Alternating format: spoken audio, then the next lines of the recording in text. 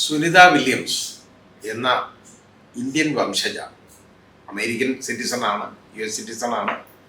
അമേരിക്കയിലാണെങ്കിലും ഈ സുനിതയുടെ പിതാവ് ഇന്ത്യയിലെ ഗുജറാത്തുകാരനാണ്. അപ്പോൾ ഇന്ത്യയിൽ വേരുകളുള്ള, അതായത് ഇന്ത്യൻ വംശജ എന്ന് തന്നെ പറയാവുന്ന സുനിത വില്യംസ് ബഹിരാകാശത്തെത്തിയിട്ട് 287 ദിവസമായി.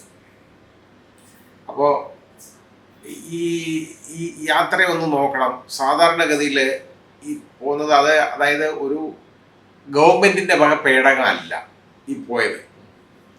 അതായത് സ്റ്റാർലൈനർ എന്ന് പറയുന്ന ബോയിങ് കമ്പനിയുടെ പേടകത്തിലാണ് സുനിത വില്യംസും ബുച്ച് വിൽമറും എന്ന് പറയുന്ന രണ്ടുപേര്. ഇവർ അവിടെ ബഹിരാകാശ നിലയത്തിലേക്ക് യാത്ര ചെയ്തത് അതിലാണ്.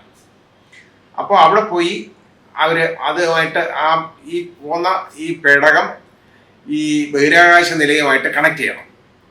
അത് കണക്ട് ചെയ്ത് കഴിഞ്ഞാൽ അത് കുറച്ച് നേരം അതിൽ ഇരുന്നതിന് ശേഷം പിന്നെ അതിലേക്ക് ഇറങ്ങാൻ പറ്റുള്ളൂ, അതിനകത്തോട്ട് വേണം. അപ്പോൾ അതിനകത്ത് കുറച്ച് സ്പേസ് ഒക്കെ ഉണ്ട് അല്പം. എന്നാലും ഒരുപാട് നമുക്ക് ഓടി നടക്കാനുള്ള സ്പേസ് ഒന്നുമില്ല.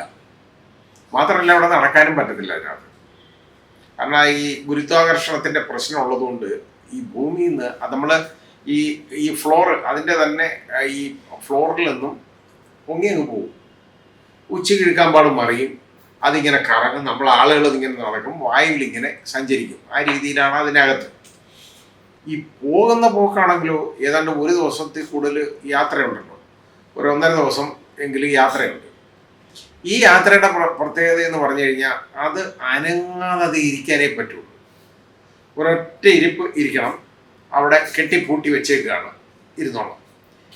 നമ്മൾ ഇതിൻ്റെ കുഴപ്പമൊന്നും ആലോചിച്ച് നോക്കുള്ളൂ. ഒരു മനുഷ്യൻ, നമുക്ക് തന്നെ, നമ്മൾ ആരെങ്കിലും നമ്മളെക്കുറിച്ചൊന്ന് ചിന്തിച്ചാൽ മതി. നമുക്കിതുപോലെ ഒരു പെട്ടി കിടക്കുന്നത് മാതിരി നമ്മളെ ഒന്ന് കിടത്തി, നമുക്ക് അനങ്ങാൻ വയ്യാതെ ഒന്ന് കിടത്തി നോക്കിക്കോളൂ. എത്ര നേരം ഒരു മനുഷ്യന് കിടക്കാൻ പറ്റും? എണീറ്റ് ഓടാൻ തോന്നുന്നു നമുക്ക് വളരെ ബുദ്ധിമുട്ടാണ്. കാരണം ഞാനിത് കുറച്ച് അനുഭവിച്ചുള്ളത് കൊണ്ട് എനിക്കറിയുന്നുണ്ട്, ഞാൻ പറയുന്നതാണ്. ഇപ്പം ഹജ്ജിന് പോകുമ്പോൾ നമുക്ക് അത് സോഫയാണ്, അല്പമൊക്കെ തിരികെയൊക്കെ ചെയ്യാം, എന്നാലും അതിങ്ങനെ നീട്ടി വെക്കും. അതിൽ ഒരു പേടകം പോലാണ്, അതിലിങ്ങനെ കിടക്കുന്ന പോലെ ഒരു 3 ദിവസം നമ്മൾ അതിൽ കഴിയാനുണ്ട്. നമുക്ക് എഴുന്നേറ്റ് നടക്കുകയൊക്കെ ചെയ്യാം, എന്നാലും കിടക്കുമ്പോൾ ഇങ്ങനെ കിടക്കാൻ പറ്റുള്ളൂ. വളരെ ബുദ്ധിമുട്ടാണ് അത് കേട്ടോ. കാരണം എന്താണെന്ന് അറിയാം, നമുക്ക് എപ്പോഴും നമുക്ക് സ്വാതന്ത്ര്യമാണ് നമ്മൾ ആവശ്യം, നമുക്ക് വേണ്ടത്. സ്വതന്ത്രമായിട്ട് നമ്മുടെ കൈകാലുകൾ ചലിപ്പിക്കണം നമ്മളെ. പക്ഷെ ഇതൊന്നും പറ്റാതെ വരുമ്പോൾ വളരെ വലിയ പ്രശ്നമാണ്. നമ്മളെ ഒന്ന് ഇങ്ങനെ പിടിച്ചു വെച്ചിട്ട് കെട്ടിപ്പൂട്ടിയിട്ടേക്കുക എന്ന് പറയട്ടെ, നമുക്കത് പൊട്ടിച്ചെറിയാനുള്ള ഒരു ത്വര നമ്മുടെ മനസ്സിൽ വരും. ഇതൊന്നും പറ്റത്തില്ല, ഇതിനകത്ത് ഇരുന്നോണം, അവിടെ ചെല്ലണം.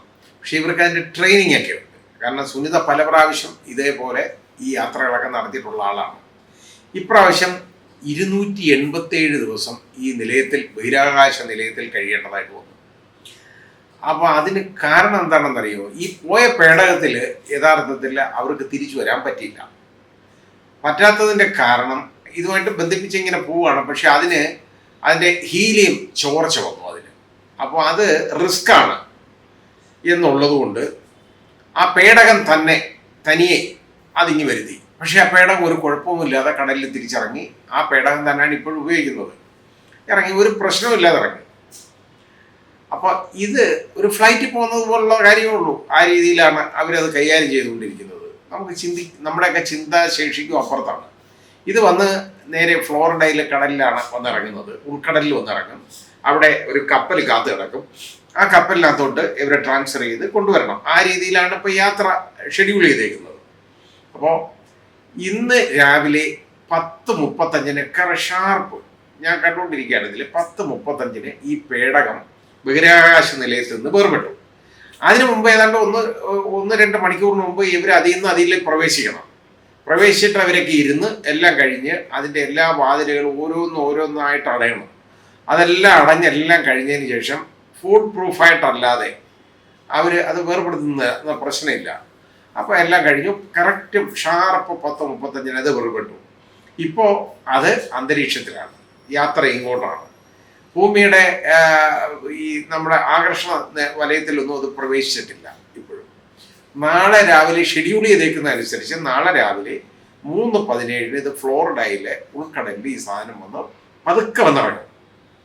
ഇറങ്ങുമ്പോൾ അവരെ അവിടുന്ന് റെസ്ക്യൂ ചെയ്ത് നേരെ ഈ 4 പേരാണ് വരുന്നത് കേട്ടോ.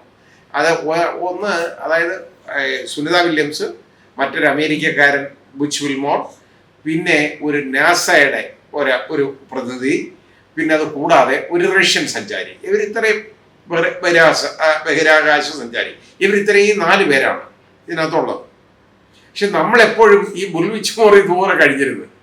ആരെങ്കിലും പറയൂ? ഇല്ല. അതിൻ്റെ കാരണം എന്താണെന്നറിയോ? നമുക്ക് ഇന്ത്യൻ പേരുകളുള്ള ഇന്ത്യൻ വംശജ ആയതുകൊണ്ടാണ് നമ്മൾ വളരെ കൺസേൺഡ് ആണ് സുനിത വില്യംസിന്റെ കാര്യത്തിൽ. അതാ കാര്യം. നമ്മുടെ ബാക്കിയുള്ള ആളുകളുടെ കാര്യം നമ്മൾ ചിന്തിക്കാറേ ഇല്ലെന്നുള്ളതാണ്. ഇതേപോലെ അവിടെ കുടുങ്ങിക്കിടന്നെന്ന് പറയത്തില്ലേ, യഥാർത്ഥത്തിൽ കുടുങ്ങിക്കിടന്നെന്ന് പറയുന്നത് ശരിയല്ല. യാത്ര നീട്ടിവെക്കുക, എക്സ്റ്റെൻഡഡ് ജേർണി, അതാണ് സുനിത വില്യംസ് പോലും അതിനെ പറയുന്നത് അങ്ങനെയാണ്. ഒരു എക്സ്റ്റെൻഡഡ് ആയിട്ടുള്ള ജേർണി, അതായത് യാത്ര അത് കുറച്ചുകൂടെ നീട്ടിവെച്ചു എന്ന് മാത്രമേ ഉള്ളൂ. ഇത് പോയിട്ട് എന്താണെന്നറിയോ, കഴിഞ്ഞ ജൂണിലാണ്, അതായത് 2024 ജൂണിൽ പോയതാണ്. അപ്പോൾ ഏതാണ്ട് 287 ദിവസമായി.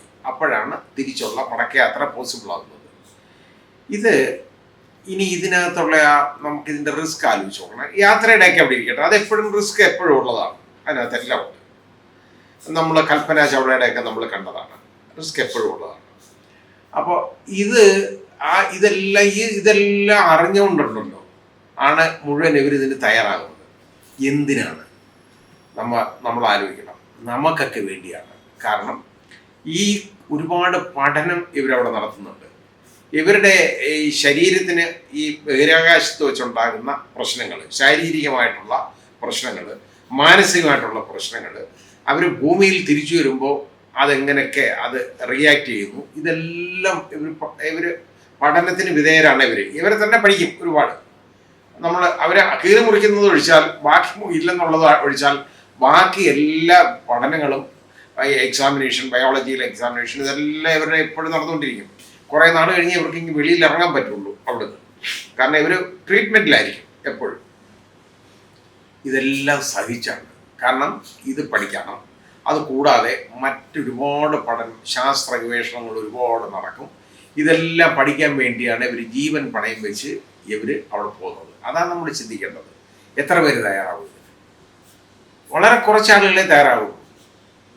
ഇവര് അത്രത്തോളം ഈ കാര്യത്തിൽ ഉത്സുകരായതുകൊണ്ട് മാത്രമാണ്. അവർക്കൊരു പ്രശ്നമില്ല.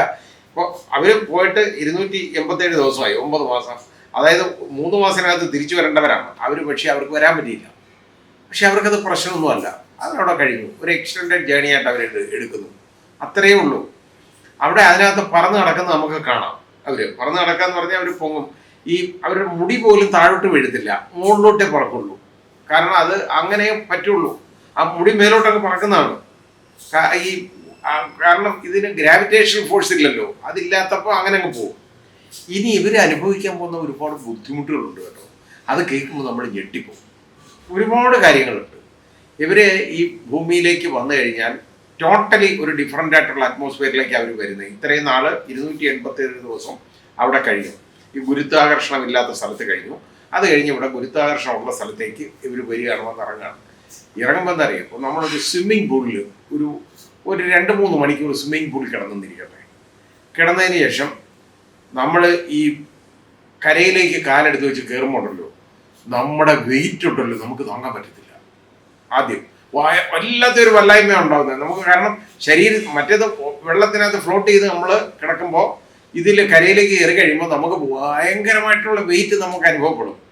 വളരെ വലിയ വെയിറ്റ് അനുഭവപ്പെടും എന്ന് പറയുന്നത് അവിടെ ഇതിനായിട്ട് പോലും. അപ്പോൾ ഇവരുടെ കാര്യം ഒന്ന് ചിന്തിച്ച് നോക്കിക്കോളൂ. ഈ തന്നെത്താൻ ഇങ്ങനെ അന്തരീക്ഷത്തിൽ പൊങ്ങി പറന്ന് നടക്കുന്നവർ തിരിച്ച് ഭൂമിയിലേക്ക് വന്ന് ഇറങ്ങുമ്പോൾ മാനസികമായിട്ടുള്ള അവരുടെ ബുദ്ധിമുട്ട്. കാരണം ഒരു സെക്ലൂഡഡ് ലൈഫിൽ നിന്ന് നേരെ മാറി ഒരു സൊസൈറ്റി ലൈഫിലേക്ക് അവർ വരികയാണ്. ഒന്ന്, മാനസികമായിട്ടുള്ള പ്രശ്നങ്ങളുണ്ട്. അവർക്ക് സൈക്കോളജിസ്റ്റിൻ്റെയും സൈക്യാട്രിസ്റ്റിൻ്റെയും ഒക്കെ പരിചരണം വേണ്ടി വരും. കൗൺസിലിംഗ് ഒരുപാട് വേണ്ടി വരും. അതൊക്കെ ഉണ്ടാവും. പിന്നെ അത് മാനസികമായിട്ട്. ശാരീരികമായിട്ടാണെങ്കിൽ നമ്മൾ പറയുന്നതിൽ നിന്നും വളരെ വലിയ ബുദ്ധിമുട്ടുകളാണ് ഉള്ളത്. അതെന്താണെന്ന് നോക്കിയാൽ ഈ ബ്ലഡ് സർക്കുലേഷൻ, നമ്മുടെ അതായത് നമ്മുടെ അതിൻ്റെ ആ റേറ്റ് അങ്ങ് കുറയാന്ന് പറഞ്ഞാൽ ലോ പ്രഷറിലേക്ക് പോകും. അത് വളരെ വലിയ അപകടമാണ്. അതുകൊണ്ട് അവർക്ക് മെഡിക്കൽ ട്രീറ്റ്മെൻറ്റ് അവർക്ക് വേണ്ടി വരും. കോൺസ്റ്റൻറ്റ് മെഡിക്കൽ കെയർ വേണം. പിന്നെ അത് മാത്രമല്ല, ഈ അസ്ഥികളൊക്കെ ഉണ്ടല്ലോ, നമ്മുടെ അസ്ഥികളല്ല പേശികൾ, നമ്മുടെ ഈ പേശികൾ ഒക്കെ ഈ പറയുന്ന അവിടെ ചെല്ലുമ്പോഴത്തേക്ക് ഇതിനെല്ലാം ബലക്ഷയമുണ്ടാവും. വലിയ പ്രശ്നമാണത്. താഴെ വരുമ്പോൾ ഇവിടെ വരുമ്പോഴോ ഈ പേശികളുടെ സഹായം വേണം നമുക്ക്. പേശികളാണ് നമ്മളെ ഓരോ കാര്യത്തിന് പിടിച്ചു നിർത്തുന്നതും നമ്മളെ സഹായിക്കുന്നതും നമുക്ക് ബലം തരുന്നതുമൊക്കെ പേശികളാണ്. അതിൻ്റെ ആ ബലം നഷ്ടപ്പെടുകയാണ്. അത് റീഗെയിൻ ചെയ്തെടുക്കണം. അത് കുറേ നാൾ കൊണ്ടേ പറ്റുള്ളൂ, കാലങ്ങൾ കൊണ്ടേ പറ്റുള്ളൂ. പിന്നെ ഹാർട്ട് റേറ്റ്, അതിനെ കൺട്രോൾ ചെയ്യണം. അതും വലിയ ബന്ധപ്പാടാണ്. ശരീരത്തുള്ള എല്ലുകളുണ്ടല്ലോ, അതിൻ്റെ എല്ലാം ബലം പോകും. പേശികൾക്ക് ബലം പോവുകയാണ്, എല്ലുകൾക്ക് ബലം കുറയാണ്. അപ്പോൾ വരുമ്പോൾ ഉള്ള കുഴപ്പം നടക്കാൻ പ്രശ്നമാണ്. അവരെ തൂക്കിയെടുത്തൊക്കെ ആദ്യം കൊണ്ടുവരേ പറ്റുള്ളൂ. പിന്നെ കുറേശ്ശെ പിടിച്ചൊക്കെ നടത്തിക്കണം. അത് ആദ്യം ചെയ്യാൻ പറ്റത്തില്ല, കാലൊക്കെ വീഴു. ആ രീതിയിൽ അങ്ങനെയാണ്, അത്രത്തോളം കെയർ കൊടുത്തേ ഇവർ ചെയ്യാൻ പറ്റുള്ളൂ. അപ്പം നമ്മൾ മനസ്സിലാക്കേണ്ടത്, ഇത്രയും കഷ്ടപ്പാട് സഹിച്ച് അവർ ജീവൻ പണയം വെച്ചാണ് ഇങ്ങനെയുള്ള ഒരു റിസർച്ചിന് ഇങ്ങനെ പോകുന്നത്.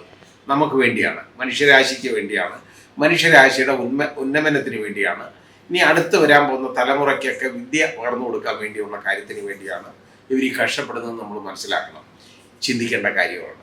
ഏതായാലും സുനിത വില്യംസ് ഇവിടെ 3/17 തന്നെ ഇവിടെ വന്നിറങ്ങും, സുരക്ഷിതയായി വരും എന്ന് നമുക്ക് വിശ്വസിക്കാം, നമുക്ക് കരുതാം. നമ്മുടെ എല്ലാം പ്രാർത്ഥനകളുണ്ടായിരിക്കണം, അതേ നമുക്ക് ചെയ്യാൻ പറ്റൂ. അല്ലാതെ ഇങ്ങനെ വരുന്ന ഒരാളെ നമുക്കൊന്നും വേറെ ഒന്നും ചെയ്യാൻ പറ്റുന്നില്ല. നമ്മൾ അവർക്ക് വേണ്ടി പ്രാർത്ഥിക്കുക. അവർ സേഫായിട്ട് വന്ന് ലാൻഡ് ചെയ്തിട്ട് ആ കപ്പലിലേക്ക് അവർ കയറട്ടെ. അതുപോലെ തന്നെ അവർക്ക് വേണ്ട മെഡിക്കൽ ട്രീറ്റ്മെൻറ്റ് നടത്തിയതിന് ശേഷം, കിട്ടിയത് വാങ്ങിയതിന് ശേഷം നോർമൽ ലൈഫിലേക്ക് എത്രയും പെട്ടെന്ന്, അത് അത്ര എളുപ്പമല്ല എന്നാലും എത്രയും പെട്ടെന്ന് സുനിത വില്യംസ് മടങ്ങി വരട്ടെ എന്നുള്ളതിന് വേണ്ടി നമുക്ക് പ്രാർത്ഥിക്കാം.